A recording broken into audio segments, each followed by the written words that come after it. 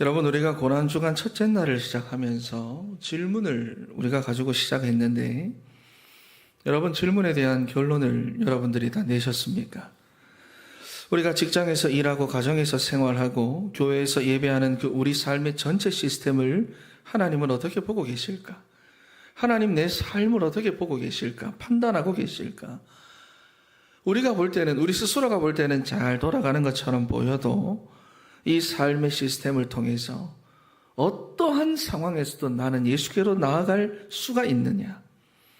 그리고 그리스도의 말씀이 내게 준비되고 있는지, 아니면 그 현장에서 내가 갈등에 빠져 있는지, 그렇지요. 그리고 내가 영적인 힘을 계속 얻어가고 있는지, 그리고 세상적인 한으로 살아가는 것이 아니라 복음적인 한, 이 언약적인 한을 가지고 우리와 후대들을 위해 내가 살아가고 있는지. 만약에 그렇지 않다라고 한다면은 버릴 것을 빨리 버려야 된다 그랬습니다. 여러분, 그래서 마지막 때를 살아가고 있는 우리의 삶이 이제는 예수에 올인하는 삶이 되어야 하는데, 여러분, 구약시대 성도들은요, 예수님의 초림을 예비하고 준비하는 삶을 살아왔다면은 신약시대 성도들과 우리는 예수님의 재림을 예비하고 준비하는 삶을 살아야 하기 때문입니다. 그래서 이 부분이 점검이 되어져야 돼요. 여러분, 오늘은 이제 부활주일입니다. 그리스도의 부활에는 축복이 예비되어 있고 준비되어 있습니다. 예수님의 십자가 고난과 죽으심도 여러분 너무너무 감사한 일인데, 부활 속에 축복까지 준비해 두신 거예요. 여러분, 그래서 모든 질문에 대한 이제는 그 결론을 가지고 이제는 우리의 삶으로 그분이 원하시는 삶을 살아가야 하는 것입니다. 우리 다시 한번 더 옆에 계신 분들에게 고백하겠습니다. 하나님이 원하시는 삶을 살아가야 합니다. 시작. 자, 우리 첫 번째로 임마누엘의 축복입니다. 19절 말씀을 다시 한번 읽어보겠습니다. 시작.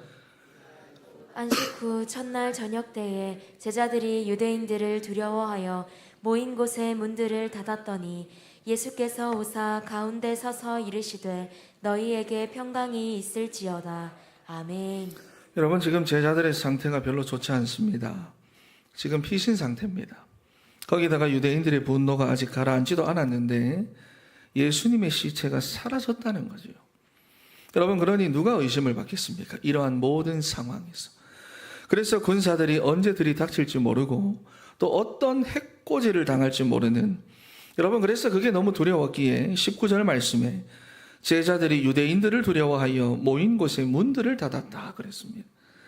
여러분, 그것도 보면은 문이라고 하지 않지요. 문들을 닫았다.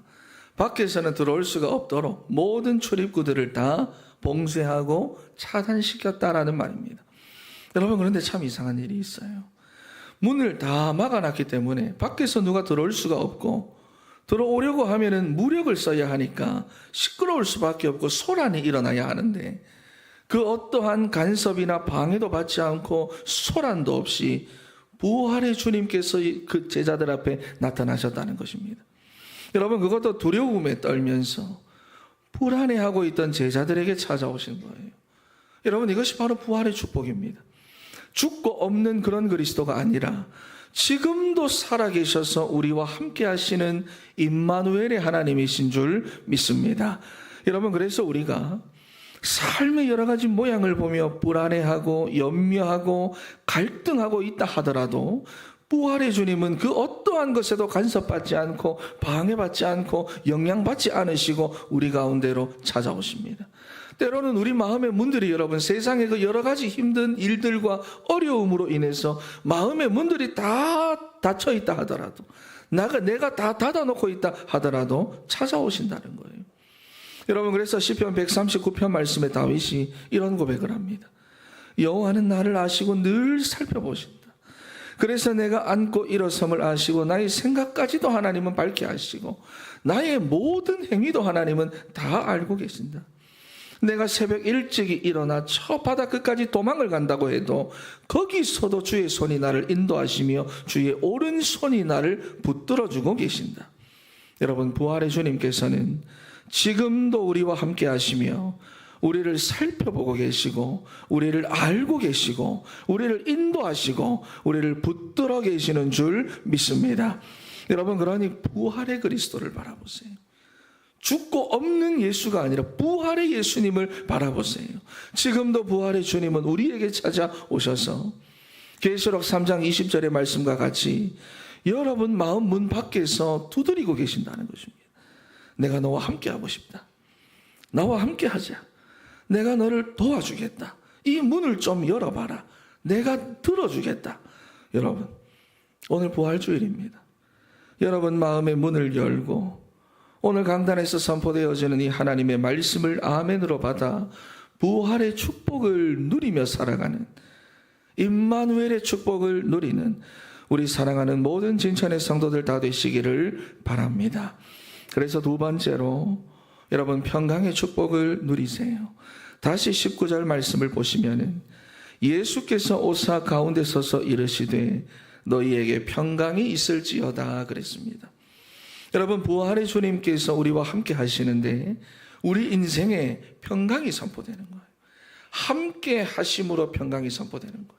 무언가 어떤 사건이 있고 일이 일어나고 어떤 응답이 있음으로 되어지는 것이 아니라 함께 하심으로 평강이 선포된다는 것입니다. 여러분 보십시오. 지금 극도의 불안감과 두려움에 빠져 외부로 통하는 문들을 다 막아놓은 상태입니다. 여러분, 사람들이 이 정도로 불안하고 두렵고 우울하면은요, 사실 어떠한 말도 안 통합니다. 들으려고 하지 않아요. 자기한테는 지금 약이 필요하지 의사를 만나도 사실 답이 안 됩니다. 여러분, 그런데 그런 제자들에게 나타나셔가지고 너희에게 평강이 있을지어다. 여러분, 그러니까 우리 인생의 참된 평강은 부활의 주님이 우리 인생 가운데 함께 하심으로 선포되고 나타난다는 것입니다. 여러분, 우리가 지금 레위기서를 보고 있잖아요. 여러분, 한낱 천조가리에 불과한, 그것도 사막 한가운데에서 정말로 보잘것없는 한낱 천조가리에 불과한 그 텐트가 하나님의 성막이 되기 위해서 필요한 것이 무엇입니까? 무엇입니까? 한낱 천조가리잖아요. 그냥 텐트잖아요.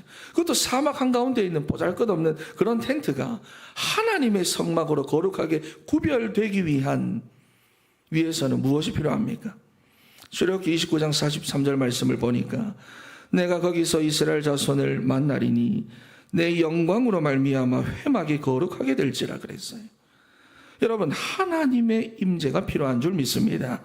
여러분, 이 텐트가 방금 전까지 어떠한 용도로 사용되었든지 간에 지금 하나님의 임재가 있고 지금 하나님의 영광이 그 텐트 가운데 임하면, 다시 말해서 부활의 주님이 찾아오시기만 하면 그 텐트는 성막이 되고 하나님의 평강이 임하는 것입니다. 그래서 요한복음 14장 26절 27절 말씀에 우리가 잘 아는 말씀이잖아요. 보혜사 곧 내 아버지께서 내 이름으로 보내실 성령, 그가 너희에게 모든 것을 가르치고 내가 너희에게 말한 모든 것을 생각나게 하리라. 평안을 너희에게 끼치노니 곧 나의 평안을 너희에게 주노라. 내가 너희에게 주는 것은 세상이 주는 것과 같이 아니하리라. 너희는 마음에 근심하지도 말고 두려워하지도 말라 그랬어요. 여러분, 우리의 삶이 어제까지 어떠했던지 간에, 오늘 예배 오기 직전까지 어떠한 삶을 내가 살아왔던지 간에, 조금 전까지 내가 갈등하고 불안해하고 염려하고 원망을 했어도 하나님께서 함께 하시는 임마누엘의 축복 속에 있는 인생이라면, 그 임마누엘의 하나님을 바라보고 그 축복을 누리기 시작했다면 그 삶에는요, 평강이 선포되는 줄 믿습니다. 여러분, 그러니 오늘 예배를 통해서 선포되는 이 예수의 부활이 여러분의 삶에는 복음으로 선포되고 평강으로 선포되고 임마누엘로 선포되어져서 회복되고 치유되는 역사가 일어나게 되시기를 바랍니다. 여러분, 그리고 부활의 축복은요, 말씀 성취의 축복입니다. 20절 말씀을 한번 읽어보겠습니다. 20절 시작. 이 말씀을 하시고 손과 옆구리를 보이시니 제자들이 주를 보고 기뻐하더라. 아멘. 여러분, 지금까지 제자들은 예수님이 부활하셨다는 소식을 마리아를 통해 들었음에도 불구하고 기뻐하고 즐거워하기는커녕 오히려 현실 문제에 큰 두려움과 불안감에 빠져 있습니다. 그 현실에 잡혀가지고. 그러니 아무런 감격이 없어요. 부활에 대한 감격이 없어요. 현실에 확 잡혀버리니까. 그 문제 가운데 확 눌려버리니까 부활했다. 감격이 없어요. 느낌이 없습니다. 여러분, 우리 하나님의 자녀들이 현실 문제에 너무 잡히고 갈등에 빠지고 염려에 사로잡혀 있으면 하나님의 말씀에 대해 싸우는 감각이 없어져요. 감격이 없어집니다. 무감각해집니다. 그러면서 막 불신앙의 행동, 불신앙의 말들을 막 하기 시작해요. 여러분, 그런데 이것은 어쩔 수가 없이 우리는 죄의 종노릇을 하며 사단에게 속한 자로 영이 죽어있던 우리의 원래의 상태가 아닙니까? 그 익숙함이 여러분 우리를 계속해서 불신앙으로 몰고 들어가며 현실에만 집착하도록 하겠지만은 거기서 여러분, 거기서 우리가 어떻게 해야 합니까? 거기서 우리가 부활의 주님을 그래도 쳐다보면은, 거기서 우리가 부활하신 그 주님을 그래도 바라보면은, 여러분 이스라엘 백성들이 광야길을 걸어가다가 불뱀에 물렸잖아요. 노뱀을 쳐다봐라. 그거 안 쳐다보고 그 문제에 집착하고 끝까지 그 현실에만 집착하던 사람들 다 죽었습니다. 그런데 쳐다본 사람은 다 죽었어요. 어떻게 쳐다봐야 됩니까? 째려보든 힘들게 보든 곁눈질하든 쳐다보면 다 살았다 그 말이에요. 마찬가지로 우리가 문제에 집착을 하다가도 부활의 주님을 바라보며 말씀에 귀를 기울이려고 하면 말씀으로 하나님은 여러분들을 치유해 가시기 시작하십니다.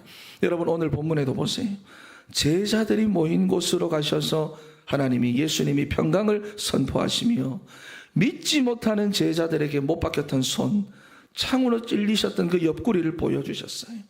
다시 말해서 확인을 시켜주셨다는 말씀입니다. 동일 인물임을 확인시켜주는 것도 있지만은 하나님의 말씀이 성취되었고 복음이 완성되었다는 것을 확인시켜준 거예요. 여러분 그래서 초대교회 성도들을 보면은 모일 때마다 주의 만찬을 거행합니다. 모일 때마다. 예수님이 나를 너무 사랑하셔가지고 십자가에서 죽으시고 부활하셨구나. 지금도 살아계셔서 보좌의 능력으로 나와 함께 하시는구나. 이 사실을 모일 때마다 잊지 않기 위해서 날마다 기념하고 모일 때마다 나누고 잔을 나누었어요. 여러분 무엇을 말합니까? 초대교회 성도들은 늘 기억했다는 것입니다. 그 현실 문제에 집착을 하며 살아갈 수밖에 없는 상황에서 고난과 고통과 박해 속에서도 그 사실을 늘 기억하게 했다고 말이에요. 여러분 그러니 그냥 복음이 아닙니다. 우리는요 오직 복음하지 않으면 현실에 눌려요. 현실에 잡혀버립니다. 현실 문제에 여러분 완전히 집착돼요. 그래서 그러한 우리의 삶이 복음에 집중하도록 우리는 늘 확인하고 늘 확인해야 될 줄로 믿습니다. 여러분 그래서 모일 때마다 해야 돼요. 모일 때마다. 그래서 우리가 부활의 축복을 누리는 방법이 무엇입니까? 하나님의 살아계심을 내 가정에서 누리고 직장에서 누리고 교회 가운데에서 누리고 문제 속에서도 누리는 그 방법이 무엇입니까? 여러분 부활의 주님을 내 인생의 주인으로 여러분 정말로 영접하시고 그분께 내 인생을 맡기는 것입니다. 그리고 강단에서 선포되는 하나님의 말씀을 붙잡고 오직 복음 속으로 들어가는 거예요.